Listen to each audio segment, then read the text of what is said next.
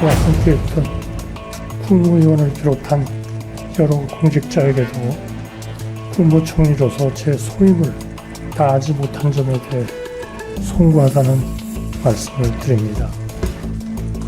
저는 윤석열 전 대통령의 비상계엄을 막지 못한 죄책감에 불면의 나날을 보내면서 우리 역사 앞에 어떻게 기록될지 두려움이 앞섭니다.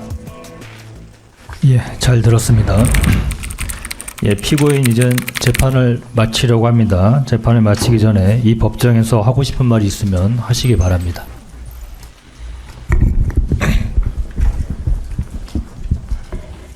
존경하는 재판장님, 그리고 두 분 부장님, 먼저 저와 변호인의 주장을 끝까지 경청해 주시고 이 사건에 대해서 충실하게 심리해 주신 재판부에 깊은 감사와 경의를 표합니다.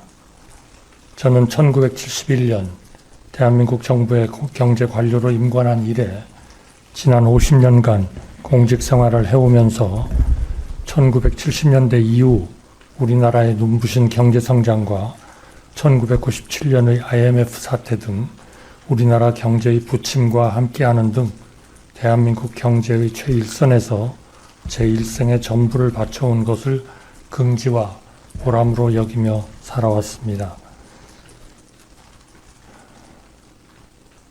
그러던 중 윤석열 전 대통령이 2024년 12월 3일 밤에 저를 갑자기 불렀습니다. 저는 당시 영문을 모른 채 미국 대통령과의 소통 문제로 부르는 줄만 알고서 대통령실에 갔습니다만 꿈에서조차 생각지 않았던 비상계엄 선포를 하겠다는 통보를 받고서 엄청난 충격을 받았습니다. 저는 당시 윤석열 전 대통령에게 비상계엄을 선포하는 것은 대한민국 경제에 치명적인 타격을 주고 대외 신인도를 심각하게 훼손할 수 있다고 말하면서 여러 차례 설득했습니다만 윤석열 전 대통령은 저와 다른 국무위원들의 의견을 듣지 않고 비상계엄을 선포하려 했습니다. 그래서 저는 더 많은 국무위원들을 불러 윤석열 전 대통령이 정해둔 비상계엄 선포 시각도 미루고 국무위원들의 의견을 모아서 대통령을 설득하고자 노력하였습니다. 그러나 결과적으로 저는 윤석열 전 대통령을 설득하는 데 실패했고 비상계엄 선포 회의를 막지 못했습니다.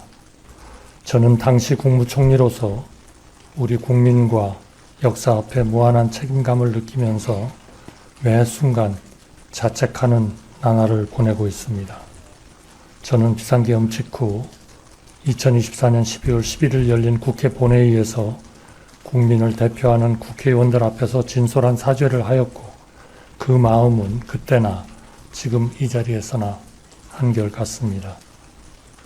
저는 그날 이후 단 한순간도 저의 무거운 책임감을 잊은 적이 없고 국민들께 큰 고통과 불안을 안겨드린 점에 대해 다시 한번 진솔한 사과 말씀을 드립니다. 또한 저를 믿고 평생을 함께한 저의 아내와 친지, 동료, 선후배, 저와 함께했던 국무위원을 비롯한 여러 공직자에게도 국무총리로서 제 소임을 다하지 못한 점에 대해 송구하다는 말씀을 드립니다.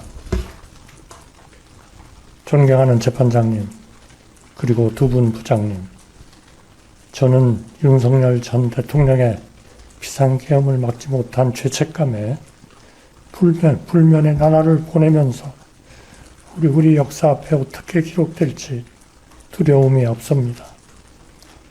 그러나 적어도 저의 공직자 양심에 비추어 제가 이 비상계엄 선포에 일조를 하였다는 것은 역사적 사실이 아니라는 것이 국민과 역사 앞에서 말씀드리는 저의 솔직한 고백입니다.